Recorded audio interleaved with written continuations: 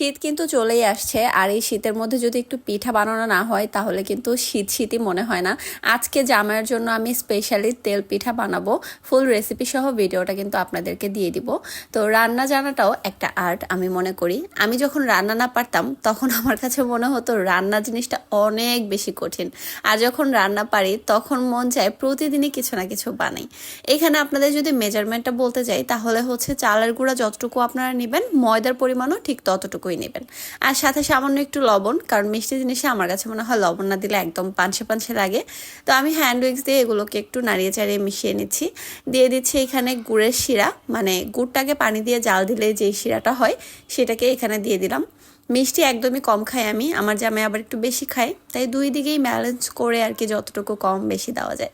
তো এখানে হচ্ছে আমি একদম কুসুম গরম পানি দিলাম, যে পানিটার মধ্যে হাত ডুবালে হাত মানে ছ্যাঁকা লাগবে না, ওরকম একটা গরম পানি দিয়ে হ্যান্ড উইক্স দিয়ে ভালো করে একটা ব্যাটার তৈরি করে নিয়েছি। সামান্য একটু কালো জিরা দিলাম, আমার কালো জিরা একদমই ভালো লাগে না, তো ও আবার পছন্দ করে, এই জন্য চিন্তা করলাম দেই অল্প করে। তো আমার ব্যাটারটা কিন্তু গোলানো শেষ, ব্যাটারটা ঠিক এইরকম হয়েছে, একদম ঘনও না পাতলাও না। কড়াইতে কিন্তু তেলও দিয়ে দিয়েছি। এখন এখানে দিচ্ছি নারিকেল আর গুড়ের একটা মিশ্রণ, এটাকে আমি বানিয়ে রাখি, যখনই কোনো মিষ্টি জাতীয় কিছু বানাই সেখানে এই নারিকেলের মিশ্রণটা দিয়ে দিলে একটু নারিকেলি টেস্ট পাওয়া যায়, ভালোই লাগে। কিন্তু একে একে এখন সবগুলো পিঠা বানিয়ে নিব। আমি যখন রান্না পারতাম না তখন আমার কাছে মনে হতো পৃথিবীর সবচাইতে কঠিন জিনিস হচ্ছে রান্না, কিন্তু এখন যখন আমি রান্না পারি, বিশ্বাস করেন প্রত্যেক দিন আমার মনে হয় আমি কিছু না কিছু বানাতেই থাকি, আর সেই রান্নাটা যদি পারফেক্ট হয় তাহলে তো কোনো কথাই নেই, মনটা খুশি হয়ে যায়। তবে ব্যাপারটা কিন্তু এরকম না যে সব সময় আপনার রান্না পারফেক্ট হবে, সব সময় কখনোই কারো রান্না পারফেক্ট হবে না, যতই ভালো রাঁধুনি হন না কেন মাঝে মাঝে কিন্তু ভুল ত্রুটি সবই হবে। এই যে আমি পিঠা বানানোর রেসিপিটা আপনাদেরকে দেখাচ্ছি, আমি গ্যারান্টি দিতে পারবো না যে এইভাবে বানালে আপনাদেরগুলো পারফেক্ট হবে।